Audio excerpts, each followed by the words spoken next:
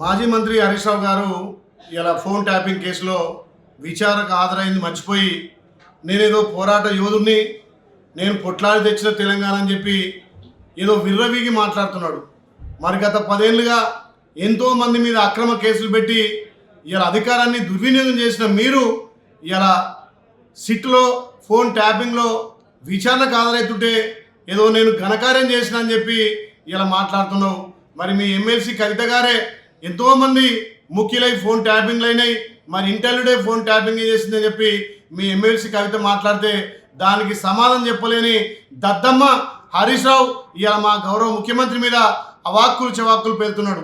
మీ 10 ఏళ్ల పాలనలో మీ స్కాములు, మీ కాళేశ్వరం దోపిడీ, మీ మిషన్ భగీరథ దోపిడీ ఎక్కడ చూసినా 10 సంవత్సరాలు తెలంగాణను దోపిడీ చేసి ఉద్యమకారుల మీద, ఇలా పోరాటం చేసిన వాళ్ళ మీద, ప్రశ్నించే వాళ్ళ మీద, అప్పుడున్నటువంటి పిసిసి హోదాలో మా గౌరవ ముఖ్యమంత్రి రేవంత్ రెడ్డి గారి మీద ఎన్నో కేసులు పెట్టి ఇలా అనగదొక్కాలని చూసిరు.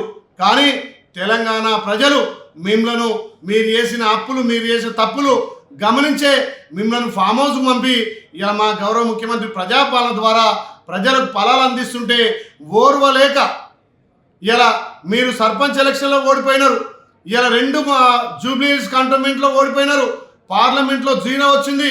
మీకు తెలంగాణ ప్రజలు బుద్ధి చెప్పినా ఇంకా అవాక్కులు చెవాక్కులు పేరుతున్న హరీష్ రావు తస్మాత్ జాగ్రత్త.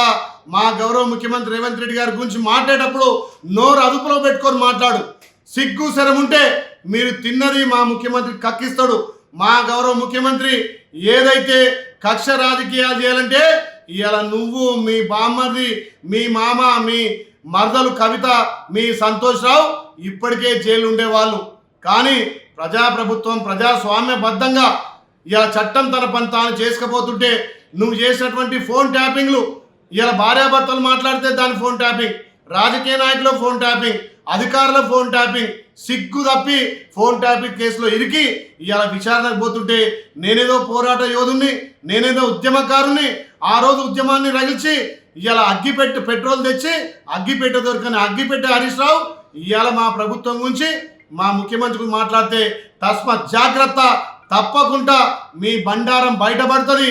మున్సిపల్ ఎలక్షన్లో తప్పకుండా మీ పార్టీకి గుణపాఠం తెలంగాణ ప్రజలు చెప్తారని హెచ్చరిస్తూ మళ్ళొక్కసారి మా ప్రభుత్వం గురించి కానీ మా గౌరవ ముఖ్యమంత్రి మాట్లాడితే నాలుక కోసం తస్మాత్ జాగ్రత్త. హరీష్ రావు నువ్వు ఒక దొంగవు, ఒక చీటరు. తెలంగాణ ఉద్యమకారుల మీద నువ్వు అసత్య ప్రచారం చేసి గద్దెనెక్కి ఇలా అక్రమంగా సంపాదనతో దోచుకున్న దాంతో గెలవాలని చూస్తున్నావు. కానీ నీకు తెలంగాణ ప్రజలు, నీకు, మీ మామకు, మీ బామ్మతికి బుద్ధి చెప్పిరు. రేపు మున్సిపల్లో కూడా కాంగ్రెస్ పార్టీ జయకేతనం ఎగరవేస్తుంది. తస్మాత్ జాగ్రత్త హరీష్ రావు.